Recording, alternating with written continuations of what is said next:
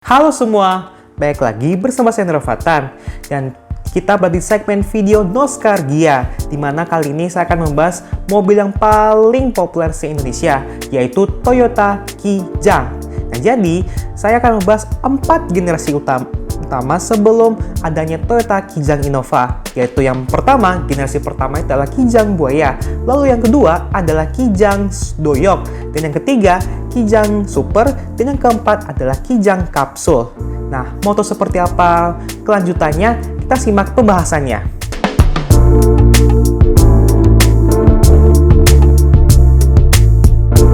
Nah, sebelum saya membahas tentang overview dari Toyota Kijang, saya mau kasih tahu nih bahwa di video Nostalgia kali ini akan dibagi dalam 2 part. Yang pertama yaitu tentang Toyota Kijang Buaya dan Kijang Doyok, dan yang part kedua yaitu Toyota Kijang Super dan juga Kijang Kapsul. Nah, jadi bagi dalam 2 part ya. Nah, untuk overview dari Toyota Kijang ini, sebenarnya kalau kita bicara tentang sejarah tentang Toyota Kijang, ini tidak lepas dari namanya project dari rezim Orde Baru, yaitu KBNS atau Kendaraan Bermotor Niaga Sederhana. Nah, jadi proyek ini sudah lahir sejak pertengahan tahun 70-an, di mana pada intinya pemerintah Indonesia itu meminta agar para produsen otomotif itu untuk membuat satu kendaraan yang tidak hanya berharga murah tapi juga serbaguna, bisa untuk kegiatan usaha dan juga untuk kegiatan yang lain-lainnya. Dan beberapa produsen itu dia juga tertarik untuk membuat produk untuk KBNS-nya, yaitu yang pertama ada VW Mitra, kemudian Datsun Sena, dan kemudian ada juga Vauxhall Morina kalau nggak salah, dan yang terakhir adalah ini Toyota Kijang, satu-satunya brand lokal di KBNS ini yang masih bertahan sampai sekarang. Nah, sebenarnya Kijang ini sudah pernah diperkenalkan prototipe di acara Pekan Raya Jakarta tahun 1975, dan untuk Kijang ini dia menggunakan basis desain dari Toyota Tamaro yang dijual di Filipina. Jadi memang sebenarnya walaupun Kijang ini lahir tahun 1977, tetapi basis model yang sama itu Toyota Tamaro ini sudah dijual lebih dulu beberapa tahun sebelumnya. Nah, jadi kalau di Filipina itu dia Tamaro itu digunakan bukan cuma untuk minibus ataupun pick up, tapi juga digunakan sebagai kendaraan angkutan semacam mini jeepney-nya di Filipina.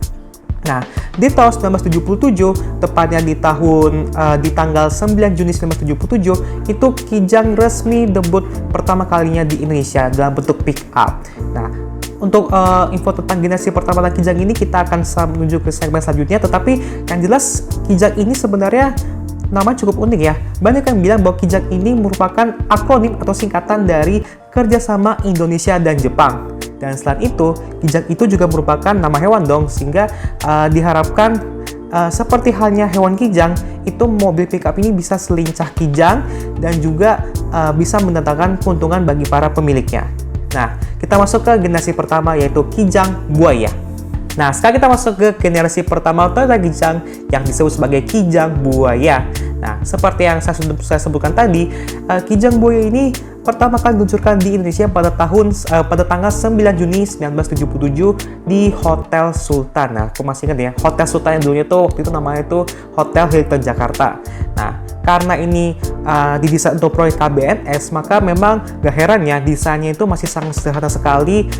Tidak ada namanya kemewahan di mobil ini, benar-benar fungsional, Spartan, dan bisa kita lihat sini yang paling kelihatan itu seperti desainnya memang sangat sederhana. Kemudian dia juga sama sekali nggak dilengkapi kaca, dia cuma dipakai terpal. Lalu di awal kemunculannya itu di pintunya itu dia nggak ada handle pintu seperti mobil kebanyakan. Ya kurang lebih kayak macam engsel pintu, tapi begitu beberapa tahun kemudian diimprove, sekarang udah dikasih kaca, kemudian udah dikasih handle pintunya. Nah, yang jadi satu pembeda atau jadi ciri khas dari Kijang Buaya ini adalah kap mesinnya, karena kap mesinnya itu dia kalau dibuka tuh macam mulut buaya. Nah, itu kenapa? Karena dari yang saya baca itu, dia itu struktur kap mesinnya itu dia agak offset hingga ke bagian bodi dari mobil Toyota Kijang Buaya ini. Nah, dan memang kap mesin ini yang jadi pembeda antara Toyota Kijang dengan mobil-mobil pickup yang lain, apalagi yang sesama KBNS. Karena apa? Karena pickup ini karena dia punya kap mesin. Berbeda dengan beberapa pickup yang dijual di Indonesia saat itu dimana dia sama sekali nggak punya kap mesin. Dia cuman hidung mancung dan mesin itu biasanya taruh di bawah jok penumpangnya. Nah, saat itu Toyota Kijang Boy ini dia menggunakan mesin dari Corolla 1200 cc dengan transmisi manual 4 speed. Nah, saat itu kalau nggak salah sih ya, harga dari Toyota Kijang Boy ini sekitar 1,3 juta rupiah. Ya, masih cukup murah lah untuk sebuah pick up. Dan karena ini basisnya pick up, maka tentu saja selain buat kegiatan usaha, juga digunakan, Kijang ini juga digunakan sebagai produk buat minibus, buat angkot dan angkutan desa dan lain-lainnya sesuai kebutuhan usaha. Sekarang langsung ke generasi kedua dari Kijang Doyok. Nah, sekarang kita masuk ke generasi kedua dari Toyota Kijang yang banyak orang sebut sebagai Kijang Doyok. Nah, kenapa sih disebut sebagai Kijang Doyok? Itu karena desain dari Toyota Kijang generasi kedua ini mirip dengan Doyok, salah satu karakter komik yang cukup terkenal yang terbit di koran pos kota. Nah, selain itu juga ada yang lagi menyebut bahwa Doyok ini merupakan simbol dari kesederhanaan. Ya, bisa tampak dari desain bodinya yang memang sangat sederhana sekali ya, seperti itu.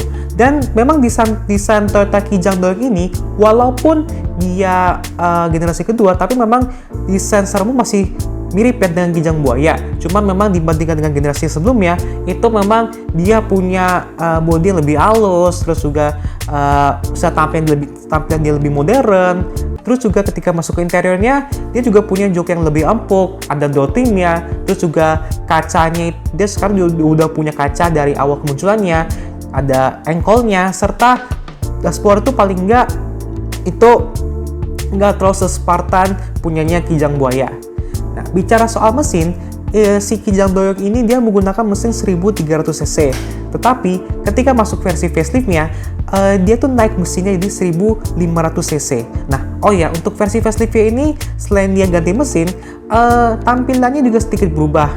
Nah, kalau yang dulu yang awal kemunculan itu dia menggunakan lampu bulat, sedangkan untuk yang versi facelift ini lampunya udah berubah jadi desainnya kotak. Saya juga pernah sih waktu itu ketemu Kijang Doyok yang keadaannya mulus banget. Itu waktu itu sih ketemu di Blok M. Tahu dong di Blok M itu, jadi di Blok M itu ada tempat buat lapak mobil bekas tapi langka. Itu diletakkan di basement Blok M, bawah terminal Blok M. Itu yang punya Malikui Selatan Jakarta, dan di situ dia dikenal karena dia juga jual Toyota Kijang Doyok yang masih mulus keadaannya dan masih restorasi itu tahun 85, lengkap dengan spare part itu yang masih orisinal dari Toyota. Kalau nggak salah sih itu harga yang dijual tuh 100 jutaan. Wow, itu untuk sebuah Toyota Kijang yang mulus dan Toyota Kijang dengan keadaan seperti itu masih sangat oke harganya. Nah, tentu saja seperti halnya Kijang Buaya, Kijang Doyok ini hanya dijual dalam pick up, tetapi Toyota tuh kerjasama dengan karoseri lain untuk membuatkan versi minibusnya, seperti halnya modelnya Turangga atau Alfa dan lain-lain, dan tentu saja ada yang dijadikan sebagai angkot.